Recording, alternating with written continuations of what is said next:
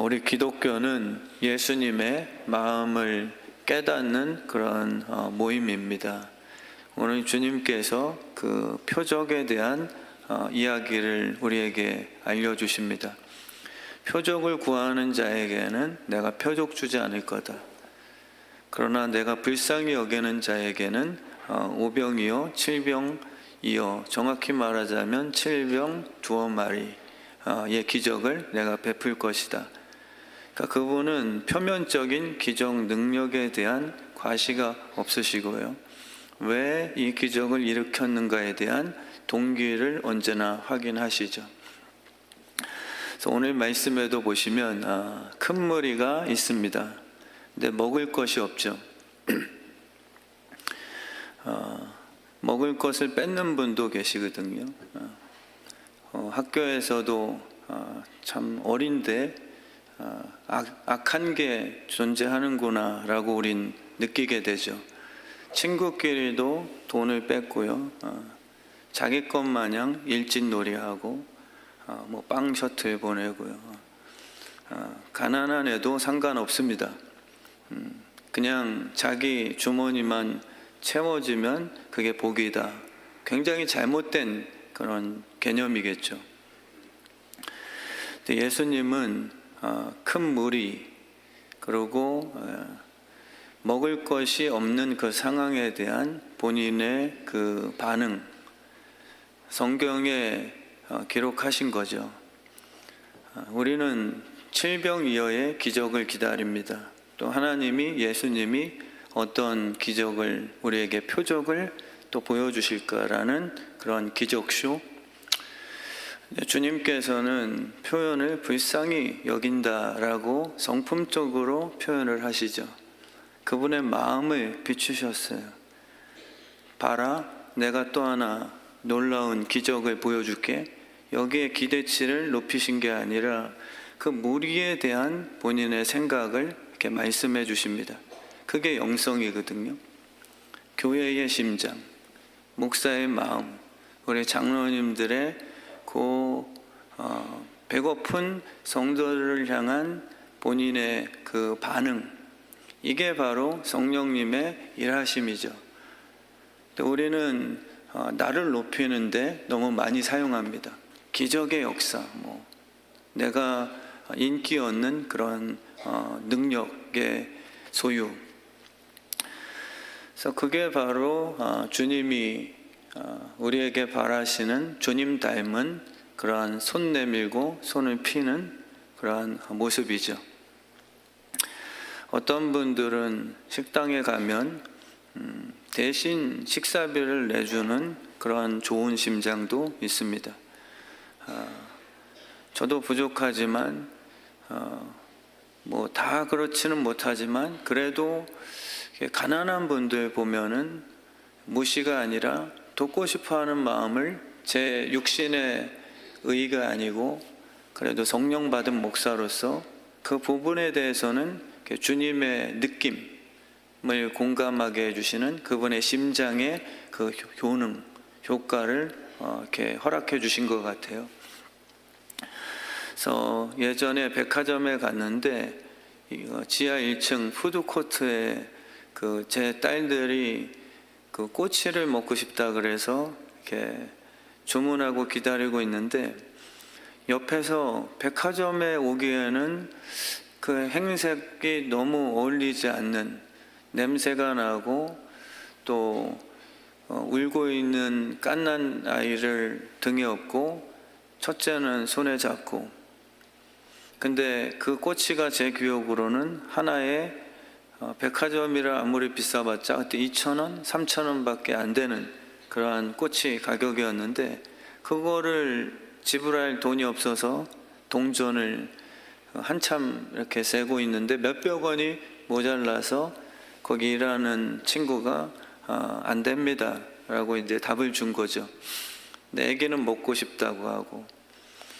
이제 그럴 때 예수 믿는 자의 다름, 우리는 예수 믿는 사람의 차이를, 나는 백화점 갈 정도의 부자 됐어 라고 그걸 잘못됐다고 제가 비난할 일은 아니지만 그것으로만 우리가 항상 차이를 둔다. 주님께서는 오늘 말씀 통해서 예수는 부자됨을 자랑하는 것으로 나는 신의 아들이야 라는 과시가 아니라 불쌍히 여기는 것으로 진짜 예수를 믿는 내 심장을 소유한 그러한 진짜 내 자녀냐 라는 것을 확인하고 계신 거죠. 제가 그래서 꼬치 3개를 사가지고 이렇게 전해줬어요.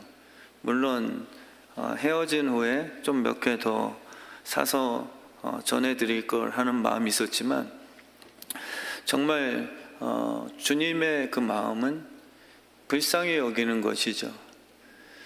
근데 우리 교회도 항상 이렇게 섬기고 싶어하는 분들이 저는 예수의 마음이라고 생각합니다.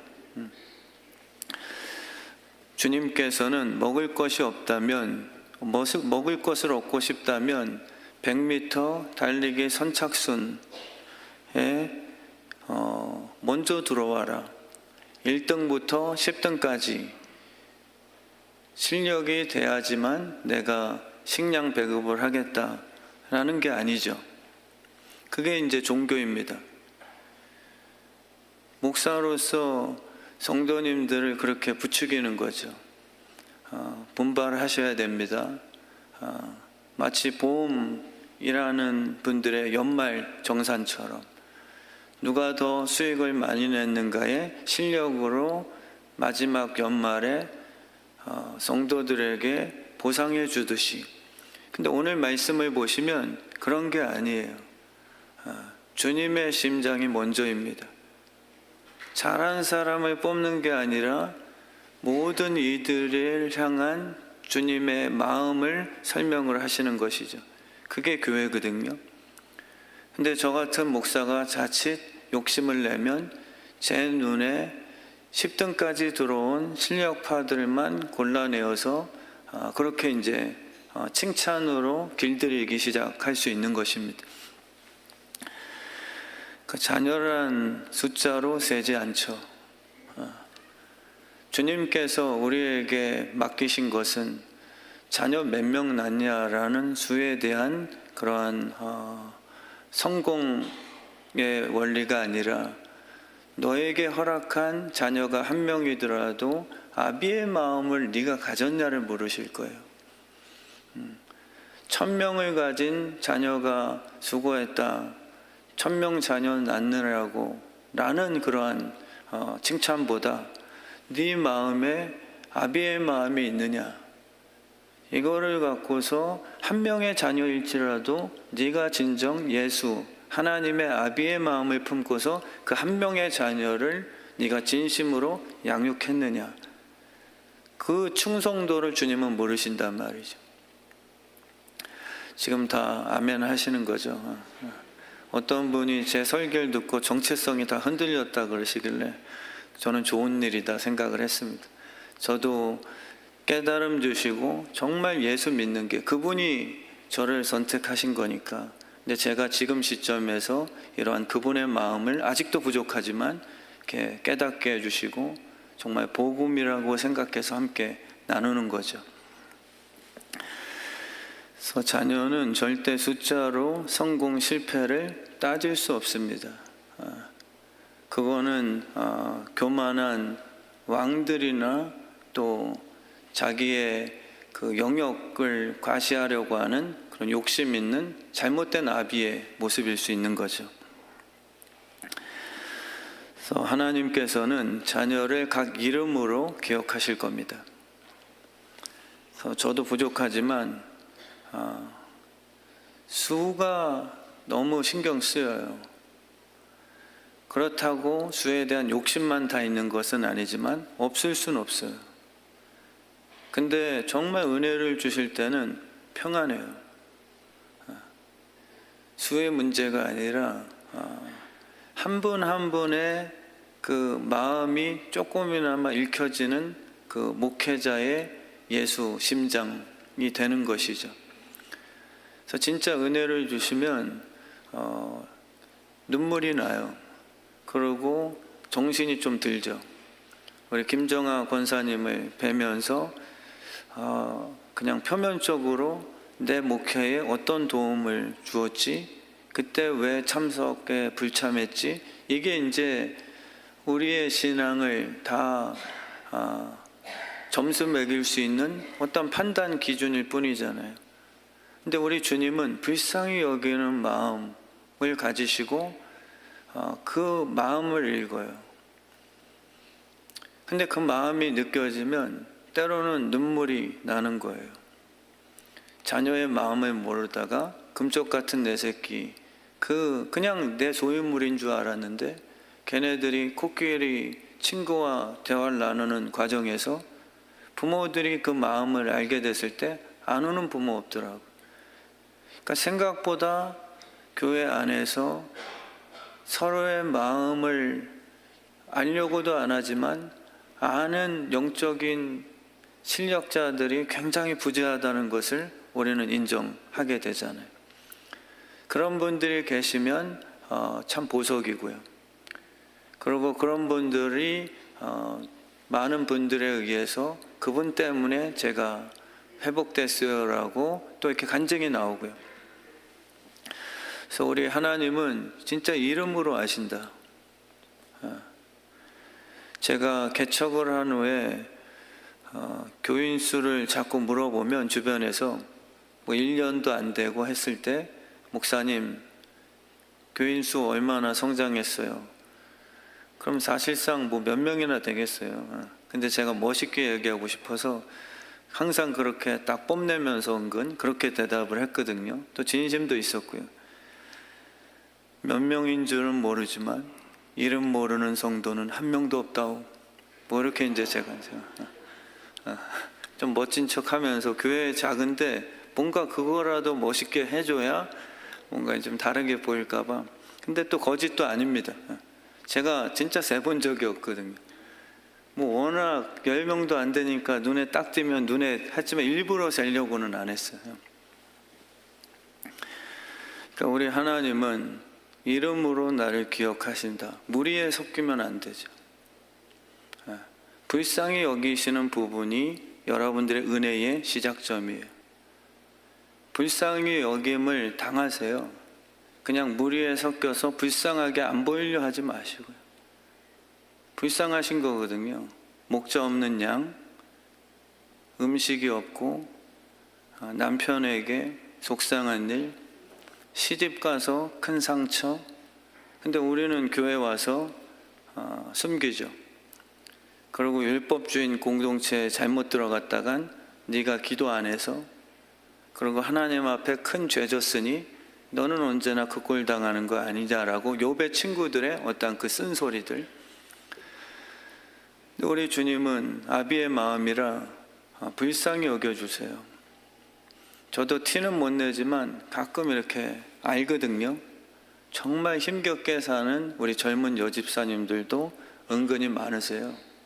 우리 어르신들은 후배들 보고 우리 예전 같지 않아 라고 이렇게 표면적으로 이렇게 말씀하실 수도 있지만 저는 이제 알잖아요. 그분들의 삶을 같이 듣잖아요. 교회에 나오는 게 기적이고 너무 기특하다. 정말 상상 초월한 가정의 그 아픔과 시련, 고난 가지신 분도 은근 많으세요. 그래서 우리 주의 뜻 성암교회가 정말 먹을 것이 없는 것, 예수 믿고 자꾸 복받은 척이 아니라 주님이 날 제대로 보게끔 해드리는 거죠. 절 불쌍히 여겨주셔야 돼요. 근데 저도 그때 은혜 받거든요. 근데 때론 목사님들, 또 이제 뭐 형제들도 목사님이니까 복받은 목사처럼 안달을 다 부린단 말이에요. 동료 목사님들한테 제가 막 복받은 목사로. 그러면은 참 허해지죠. 근데 진짜 주님 저 불쌍한 사람이에요.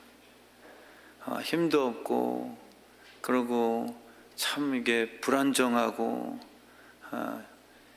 제 생긴 것만 보면은 얼굴로 판단하시면 안 되잖아요.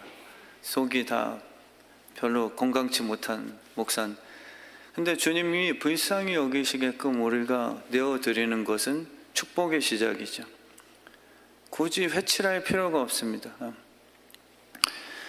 그래서 우리가 지금 먹지 못하는 것, 다 지금 한 분 한 분 있으시거든요. 주님과 3일이나 같이 지냈고 3년, 30년 같이 지내셨는데 여전히 주님 보셨을 때는 먹을 것이 없도다라고 하시는 거예요. 주님 보셨을 때는 사랑을 못 드신 거고, 또 영적인 그 활력소 에너지 드링크를 못 드신 거고요. 지혜를 못 드신 거고요. 오래 교회를 다니셨지만 지혜를 못 드신 분도 계세요. 똑똑하신데 상처가 되죠. 그래서 주님이 이 시간에 보시고 불쌍히 여기시는 게 정죄나 비하가 아니라 목자 없는 자를 바라봤을 때 그 겪게 될 아픔에 대한 그 긍휼하심이에요. 그래서 본인이 채워주시기로 다가오신 거죠. 이 예배 가운데 그 부족한 부분을 오늘도 반드시 채워주실 줄 믿습니다. 3일이라는 그 기간은 성경에 우리가 잘 아시다시피 3일 후에 부활하셨고요. 요나도 3일 동안 물고기 뱃속에 들어가 있었고요. 나사로가 나흘이 됐으나 그 당시에 유대인의 그 개념은 3일 동안은 죽어도 영원히 그 육체에 머물다가 이제 나흘째부터 육신이 썩어지다 보니까 나흘째는 영원히 떠난다. 이렇게 이제 그 문화적인 시대에서는 그렇게 믿었거든요. 그러니까 예수님께서 나흘째 오셨다는 것은 우연이 아니라 다 의미가 있습니다. 예수님 당시에는 기록된 성경책이 문서가 아니라 다 구전되어지는 그러한 시기였잖아요, 예전에. 그러니까 이런 숫자를 갖고서 이제 구전 성경을 자녀들에게 인식 잘 시켜주기 위해서 주님께서는 더 정확하게 이런 상징적인 숫자들을 이렇게 분명한 의도를 갖고서 기록해 놓으신 거죠. 그래서 3일이라는 기간은 먹을 것이 없을 수도 있어요. 예수님을 믿었는데 3일 동안에 하나님의 아들 예수인데 3일 동안에는 어디 계셨냐면 무덤에 계셨어요. 그때 우리의 마음은 혼란하죠. 뜻대로 살았는데 하나님의 아들이거든 죽을 수 없는 게 마귀의 유혹이었으나 예수님은 하나님의 뜻대로 살았으되 3일간은 죄인들과 더불어 십자가에 못 박히시고 들어가서는 안 되는 죄인들만 가게 되는 사망의 심판 무덤 속에 들어가셨으니 그 기간은 우리에게도 꼭 필요합니다. 우리는 빨리 가고 싶죠. 그 시기에는 부활의 말씀을 붙드는 믿음의 인내입니다. 우리 주님께서는 하나님의 말씀을 들으셨죠. 약속, 사명, 십자가를 져라. 근데 하나님의 뜻대로 분명히 부활을 약속받으셨는데 지금은 3일이라는 무덤 속이에요. 요셉도 마찬가지로 어린 날에 너는 형제들 앞에서 절을 받게 되는 비전을 내가 너에게 허락하노라 라는 꿈을 주셨어요.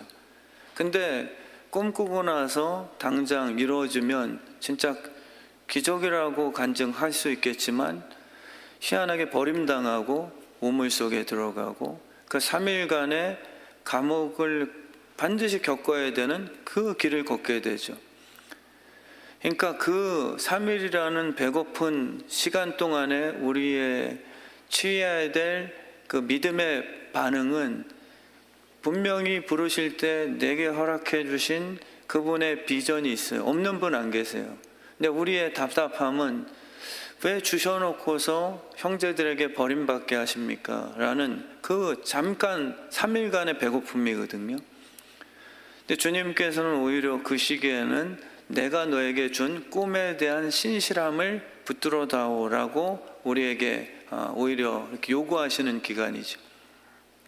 저도 중학교 때, 고등학교 때 기도하면서 환상을 보고 받은 꿈이 있거든요. 정말 진짜 봤어요. 신비주의적인 나눔일까봐 저만 간직하는 거지만 요셉처럼 꿈을 꾸어주게 하시고요. 제가 목회를 하는 미래를 이렇게 보여주셨거든요. 근데 동탄 2층 상가에 올라가면서 제가 그걸 다 깼어요. 그거는 그냥 상징적인 하나님의 그냥 위로 차원이었지. 어린 날에 그냥 2층 상가에 들어간 목사에게 무슨 그 광대한 목회에 대한 환상이 진짜 성취되겠는가, 이렇게 저는 생각을 했거든요. 근데 하나님께서 우리에게 주신 꿈은요, 우리가 이루라고 해주신 부담이 아니에요. 하나님이 우리를 통해서 이루실 그분의 꿈이 된 것이죠. 그래서 반드시 이루어지게 돼 있는 것입니다. 그래서 3일 동안에는 그 약속 붙드는 거예요. 그래서 땅속에 묻힌 기간, 하나님의 일하시는 그 속도입니다. 그래서 하나님의 일하시는 속도는 신실함이죠. 우리는 빨리가 좋죠. 저도 개척을 하자마자 겁도 없이 교인 10명 정도밖에 안 되는데 땅 보러 다니기 시작했으니까요. 개척하자마자 빨리, 그게 나를 능력의 종으로 사용하는 증거 삼자. 거짓말이 아니라 진짜 마음에 급하게 많이 있었어요. 그 CCM이죠.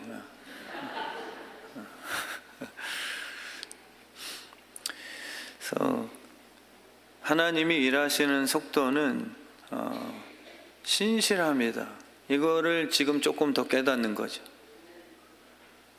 속도감이 아니라 그분의 성품이 일하시는 그런 스피드구나. 근데 우리는 못마땅한 것뿐이에요. 빨리 들어주시면 좋은데 3일간 왜 배가 고프지? 왜냐면 우리의 정욕은 한 끼만 못 먹어도 죽게 진짜 울부짖게 돼 있거든요. 그래서 급하다고 제 키와 콩나물 이야기처럼 과속하시지 않는 분이세요. 제가 부족해도 조금씩, 아직도 가끔 주님의 그 운전하는 속도에 불평이 생겨 욱할 때도 있습니다. 인정하죠. 그러나 정말 이제 깨닫는 건 동행에 대한 기쁨이에요. 예수님이 함께 나와 걸어가시는가? 왜 빨리 악셀레이터를 안 밟으시지? 그리고 왜 저 광풍에서는 나를 후진기아를 안 넣어주셨지라는 불만이죠. 아셨으면서 나를 2층 상가로 보내신 거예요. 그 추운 그 사무실 조그만 데다가 이런 거예요. 주님의 그 일하시는 속도가 마음에 안 들어요. 근데 정말 감사는 무엇이냐면 한 걸음씩 인도하시는 그분의 그 동행하심, 그분이 보이시냐는 거예요. 그분의 속도와 하는 짓에 대한 불만이 제자들이었어요. 우리는 풍랑만 나서 지금 막 흔들리고 있는데 예수님은 자고 있어요. 이게 주님을 막 힐난한 제자들의 이유가 됩니다. 저희도 그럴 때 있죠. 주님을 믿었더니 지금 폭풍만 났는데 주님은 지금 세상 편하게 침묵하고 잠만 주무시고 계세요. 이게 참 우리의 어리석은 주님의 슬픔의 대상이 되는 거죠. 광야길이 힘들다고 빨리 통과하기 위한 엑셀을 밟지 마십시오. 정말 못 빠져나가요. 제가 악담이 아니라 진짜 우리 하나님의 그 일하심은요, 세월이니까요. 그냥 점프 없어요. 매 순간 우리에게 확신은 주시고 나 옆에 있어라는 그런 확인은 시켜주시겠지만 내가 있으니 광야 하루 만에 점프하자 이런 방법으로 절대 안 하십니다. 그런 게 없어요. 광풍이 불어온다고 후진기어 놓지도 않으십니다. 보여주실 거예요. 대신 한 걸음씩 주님 바라보며 한 걸음씩 그거를 즐기는 신앙의 삶이 돼야 우리의 일상이 이렇게 지루하지 않게 되죠. 확신 속에 주님과 걸어가는 기쁜 삶으로 이렇게 성숙하게 되는 것. 하루하루가 행복해 하셔야 되거든요. 왜 안 되지라는 조급함. 오늘도 버텼는데 왜 이 광야가 안 끝나지라는 불안감. 이거에서 어떻게 벗어나실 건지. 천국 가는 순간까지는 광야식인데 우리는 이 땅에서 육신적인 세속화되다 보니까 가나안이 내 육신이 살기 좋은 부촌이라고만 우린 착각하시지만 그게 아니거든요. 이 세상은 여정이죠. 길이기 때문에 목적지가 아닙니다. 길은 목적지로 가는 수단일 뿐이죠. 그럼 이 길을 어떻게 하면 행복하게 살까? 그럼 주님과 동행하여 그를 더 믿는 수밖에 없어요. 그래서 우리 주의 뜻 성암교회 성도님들이 정말 한 걸음씩 살아가는 일상의 기쁨이 회복되는 정말 이 예배 되길 진심으로 축원합니다. 배고픈 자녀를 바라보는 부모의 심장은 오직 불쌍히 여기는 마음뿐이죠. 우리 주님께서 배고픈 무리들을 바라보시며 그냥 의무감이 아니셨어요. 내가 그래도 예수 정도 됐으면 밥은 먹여줘야 되는 거 아니야? 라는 자기의 도덕 윤리, 자기의 의로운 것을 드러내고자. 우리 교회 정도면 선교해야지. 우리 교회 정도면 독거노인들 급식해야 되는 거 아니야? 이 수준이 아니죠. 그것도 나쁜 일은 아니지만 주님이 제자들을 시켜서 떡을 떼어 먹이신 그 이유는 오늘 불쌍히 여기는 심장이에요. 주님의 마음이 전부입니다. 다른 것에 방법론을 찾을 이유가 없어요. 마음이 하고 싶은 거니까. 해야 돼서 하는 게 아니라 제 마음이 돕고 싶은 진심이기에 방법을 찾아내는 자유함이죠. 그래서 진짜 내가 배가 고프면요 먹고 싶지 않아요. 그 마음을 주님이 우리를 보시며 함께 느껴주신 거예요. 근데 그게 사명이죠. 우리는 우리의 사명을 너무 이렇게 직업화하면 안 됩니다. 그리고 남에게 욕먹지 않을 수준으로 만들죠. 목사로서, 교회로서 그 정도는 해야 된다는 어떠한 그 자기 틀. 근데 주님은 아니다. 거기에 나는 만족 못해. 바리새인들의 의보다 너희가 못한다면 결단코 천국 갈 생각은 하지 말자. 주님의 심장은 한마디로 요약하자면 불쌍히 여기는 마음 사랑입니다. 종교가 아니니까요. 그래서 요한 1서의 말씀도 내 영이 없으면 그는 구원받은 자 아니다라고 좀 과격한 듯하지만 분명하게 말씀하세요.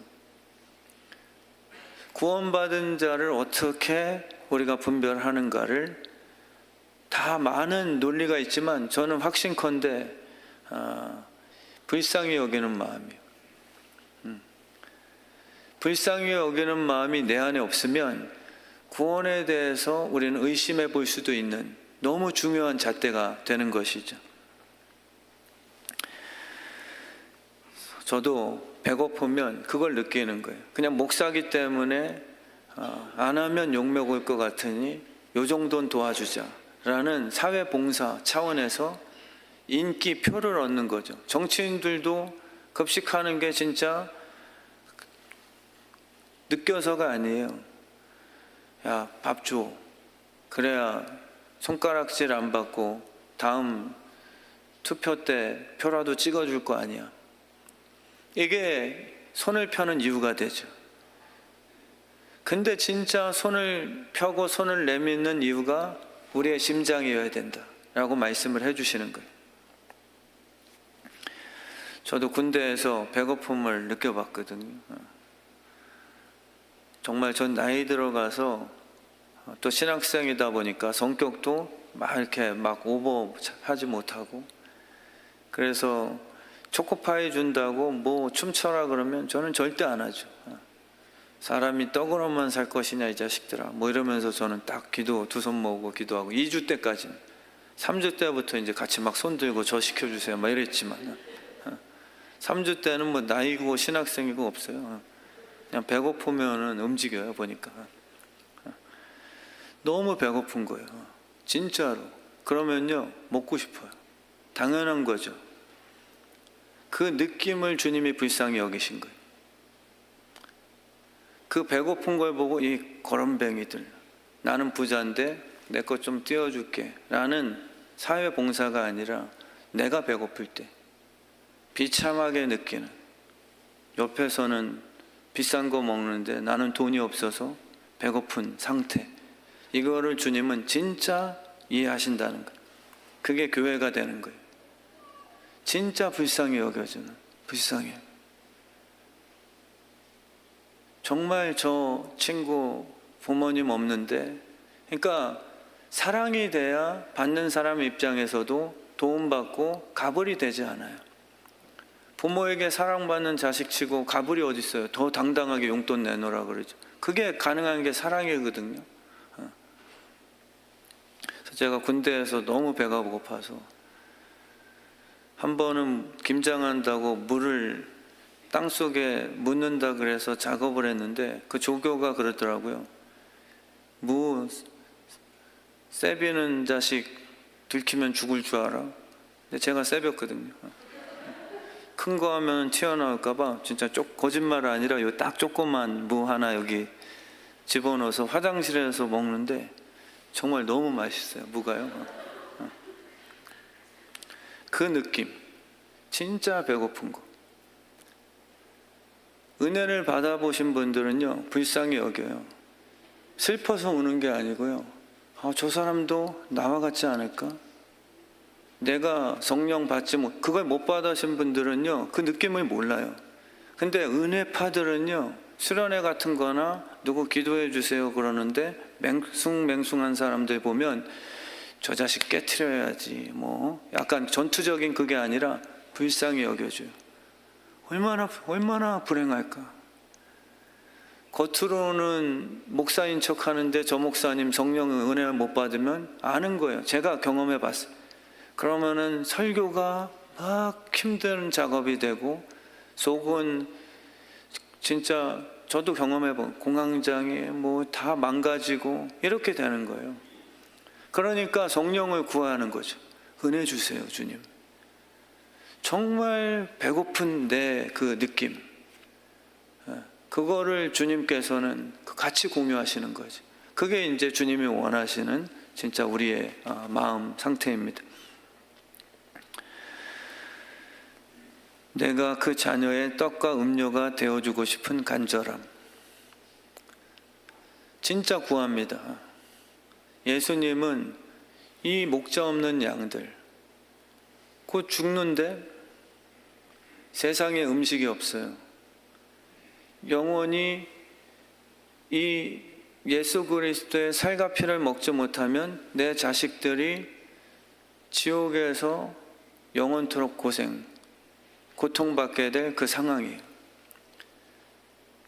약이 없는 우리의 자녀의 모습, 죄송합니다. 또 이게 시물 집사님도 대성이 천국 가서 우리는 소망을 품지만 정말 죄송합니다. 또 이렇게 예화가 되죠. 근데 저는 느껴져요.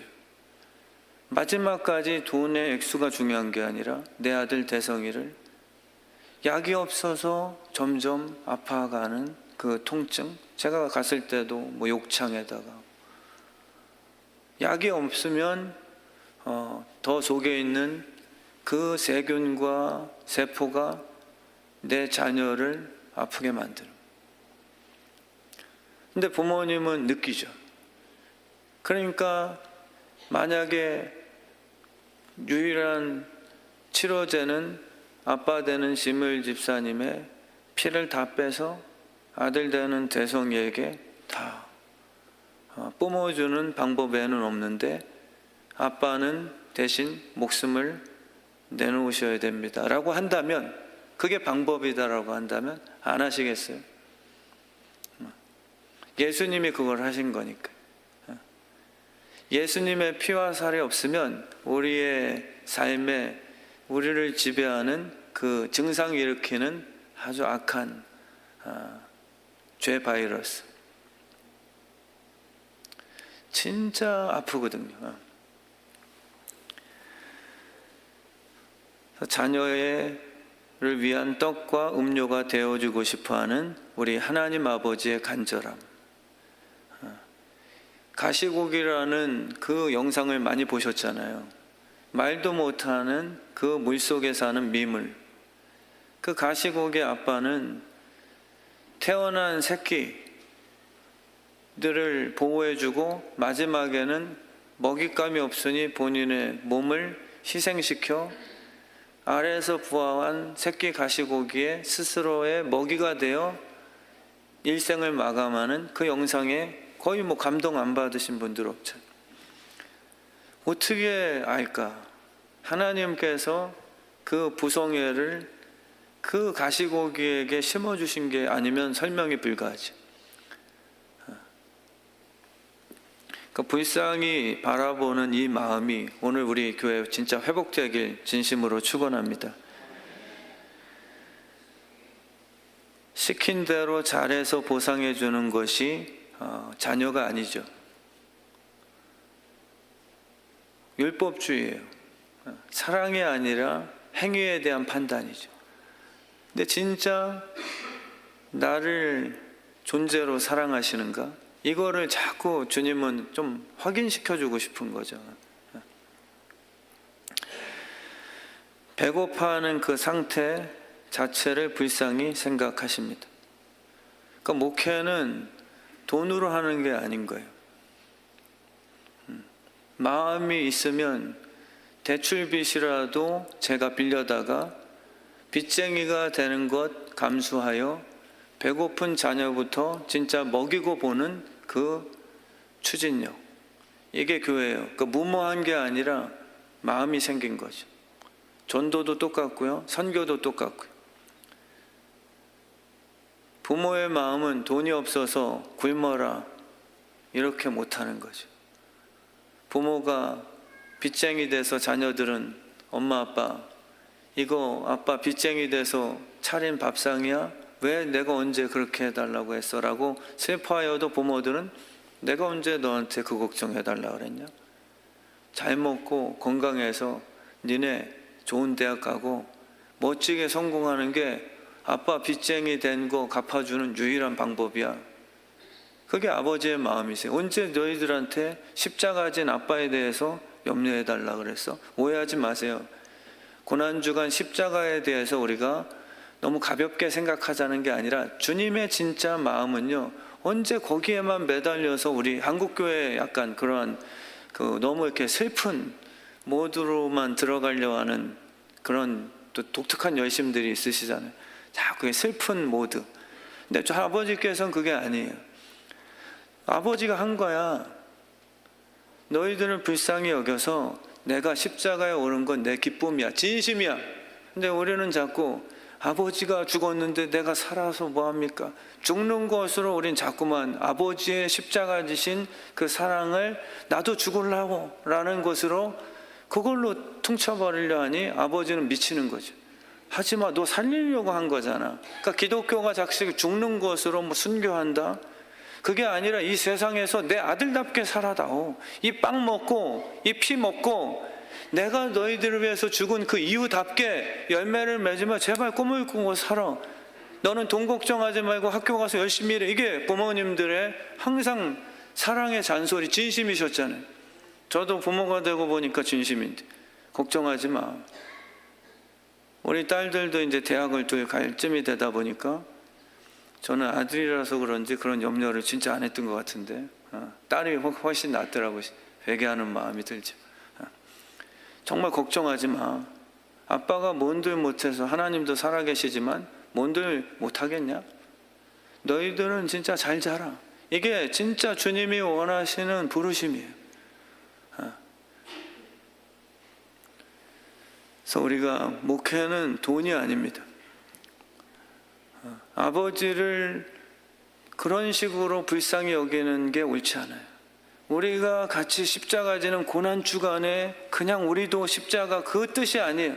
내가 너희들을 위해서 십자가 졌으니 너희는 내 살과 피를 먹고서 멋지고 잘나고 명예스럽고 내가 죽은 이유답게 너희들은 이제 하나님의 상속자가 되어 어둠을 승리하며 백배의 열매를 맺는 꼼쟁이가 되어라.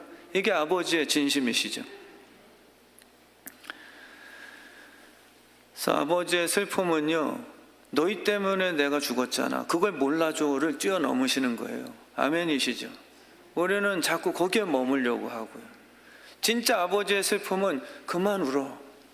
너희 다음 세대 자녀를 위해서 울면서 그 자녀가 이제는 아빠가 십자가에서 죽어서 너희들 위해서 새 찬스를 만들어 주었으니까 그 기회를 살아가라.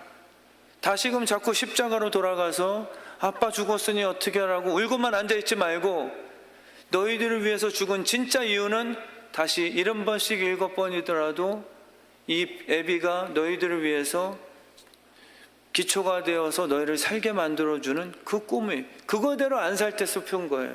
그래서 항상 기뻐하지 않는 것을 슬퍼하세요. 주님께서는 자꾸 부담 주지 않으세요. 막 목사님들은 너무 그쪽으로 밀고 가죠. 당신 아버지가 십자가 졌는데 헌금 안 낼 거야?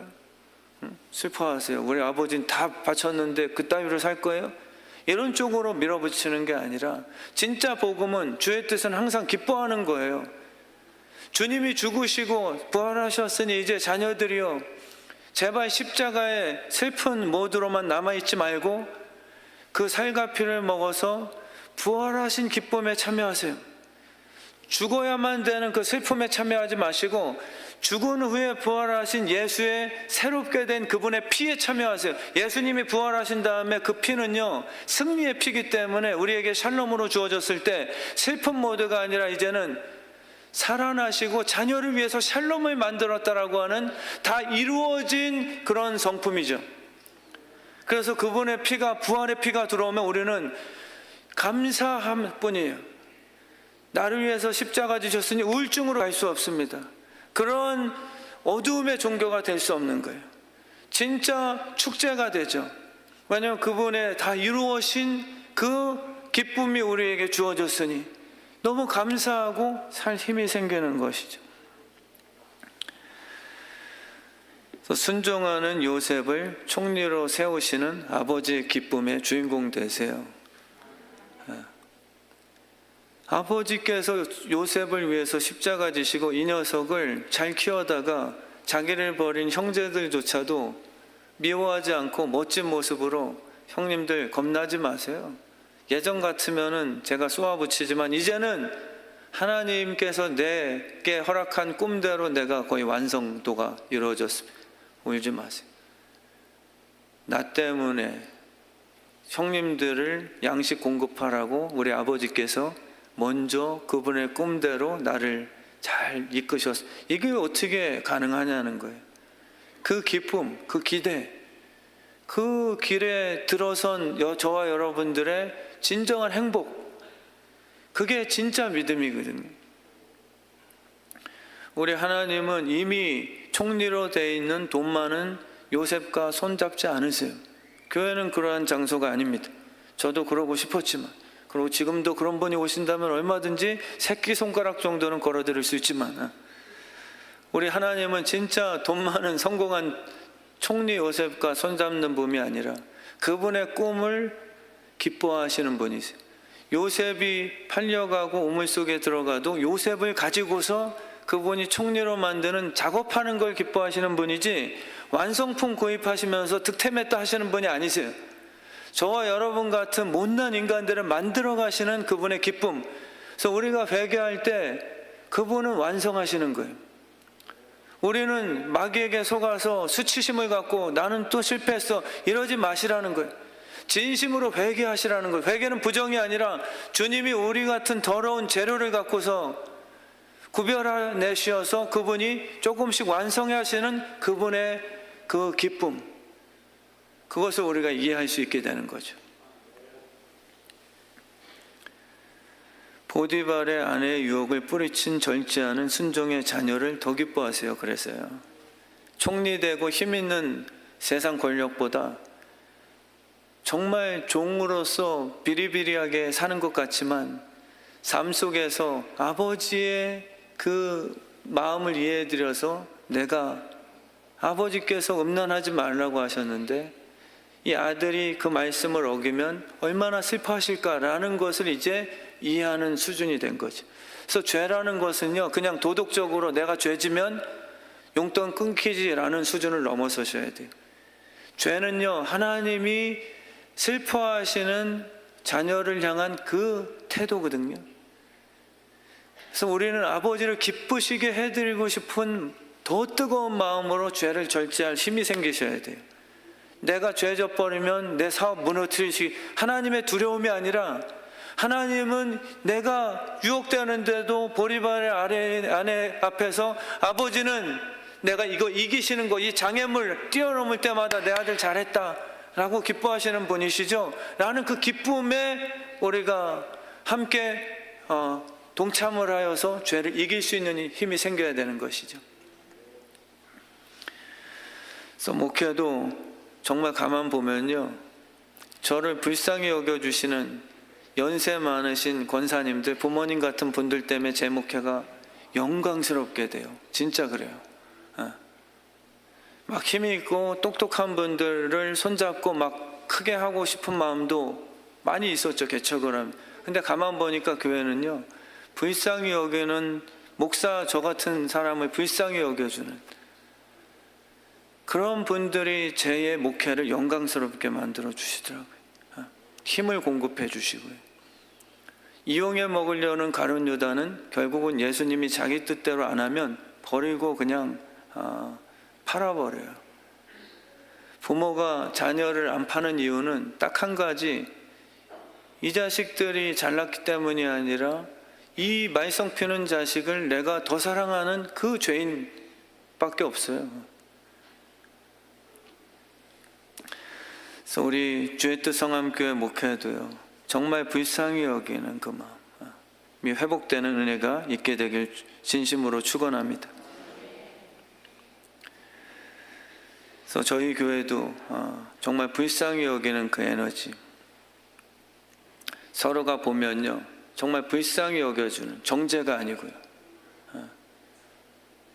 돈의 문제가 아니라 그 순간이죠. 우리 박주숙 집사님 목마르세요? 저 돈이 있어요 목사님, 저 사 먹을 수 있어요, 뭐 이런 돈의 문제가 아니라 지금 그 순간에 소자에게 목말라 하는 걸 같이 느낄 수 있는 그러한 예민함들, 그거는 성령님이 주신다 그랬으니까요. 아깝지 않은 거죠. 불쌍히 여기면 계산이 빠르지 않게 되는 것 같아요. 진짜 그런 것 같아요. 괜찮아 되는 것 같아요. 너만 잘 행복하면 돼. 정말 이렇게 그게 소비가 손해가 아니라라고 생각하는 것. 저에게도 그런 마음을 주시면 좋겠고요. 제가 그래서 좀 배우고 싶은 게, 정필도 목사님 돌아가시기 전에 저희 교회 마지막으로 부흥회를 해주셨다 했잖아요. 그 작은 교회 오셔서. 그러고 3개월 후에 돌아가신 건데, 근데 제가 그때 정필도 목사님께 저희 아버지 부친 목사님 식사를 한번 자리를 마련해 드렸는데, 두 분이 기뻐하시면서 야 그거 나랑 똑같네요 라고 하셨던 부분이 뭐냐면, 정필도 목사님도 자기 차에 늘 봉투를 꼭 경금이 든 봉투를 갖고 다니신대. 그리고 저희 아버지도 꼭 경금이 든 봉투를 차에다 갖고 다니신대. 그걸 제가 미리 알았더라면 제가 그 파킹하고 이럴 때 한번 이렇게 그거 몰랐죠.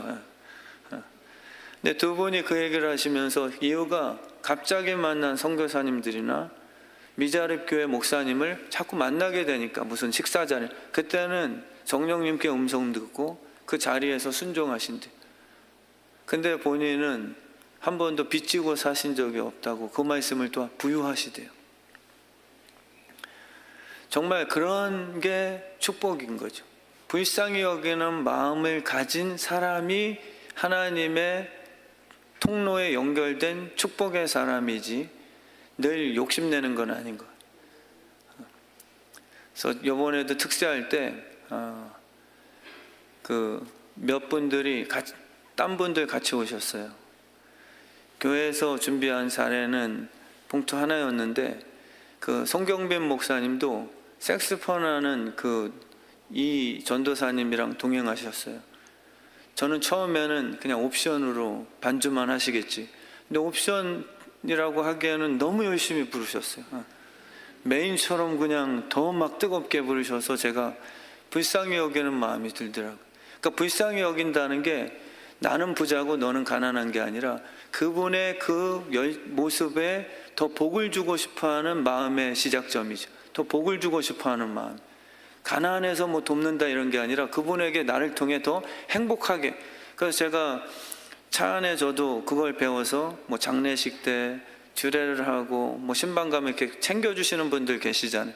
그걸 차 안에다가 지금 통장에 안 넣고 다 갖고 다니거든요. 제 거 열는 분은 의심합니다. 특별히 이동용 목사가 좀 조심스럽지만 그거를 빨리 꺼내와서 봉투 하나 만들어서 같이 들으니까 이분이 제가 찬양할 때 은혜가 아니라 그 봉투 받는 순간 막 얼굴을 막 펴주시기 시작해요. 돈이 힘이에요. 뇌물은 옳지 않지만 불쌍히 여기는 마음으로 그를 채워주는 것은 이것은 식사 대접이다. 돈 없이 배부를 수 없다는 게, 그러니까 뇌물이 아니라 정말 식사 없이 주님도 배부르게 채워지지 않으셔. 근데 또 손영진 사모님도 한 명 또 데리고 오셨어요. 그 앙드레 김처럼 생기신 음악 감독님, 그 안경 쓰시고 반주하신 분, 여성스러우시더라고요. 근데 그분도 옵션이라고 하기에는 너무 열심히 막 치시는 거예요. 그 전날에 고대균 장로님 모친 돌아가셔서 챙겨주신 게 딱 있는데 어떻게 또 아시고서 둘이 한 번 됐고, 그걸 드렸더니 이분도 너무 막 그냥 얼굴을 막 펴주시는 거예요. 그러니까 진짜 불쌍히 여기는 마음은 교회를 저는 행복 수준을 높인다 생각해요. 말로만 안 됩니다. 주님이 말씀으로만이 아니라 진짜 불쌍히 여김은 그런 원리가 있어요. 진짜 먹여주신 거예요. 과계가 아니라 진짜 내 마음이죠, 내 마음. 그래서 결론 짓겠습니다. 벌써 이게 시간이 이렇게 간 줄 모르고 제가 마무리 짓겠습니다. 우리 교회가 정말 주님의 축사로 말미암아서요, 배불리 먹고 남은 조각이 7광줄이 4,000명 먹이고 7광줄이 남는. 저도 목회를 해보니까 딱 맞춰서 100명이 왔으면 100명치 남지 않게끔 하는 게 실력일 수 있지만 그게 아닌 것 같아요. 주님의 방법이 옳잖아요. 그러면은 4,000명 먹이고도 7광줄이 남게 하는 거는 사치나 낭비가 아니라 이거 흘러넘침의 증거입니다. 주님이 정확하신 분인데 먹고 딱 안 남았더라. 이게 사실 그분의 정확한 전지성이잖아요. 7광줄이 남겼다는 건 진짜 의미 있어요. 이 주변에 노인정 흘려보내라는 거예요. 우리 주변에 이 경비 아저씨들에게 흘려보내라는 그런 넘침에까지 말씀해 주시는 것이니 우리 교회가 정말 그런 교회가 되길 진심으로 축원합니다.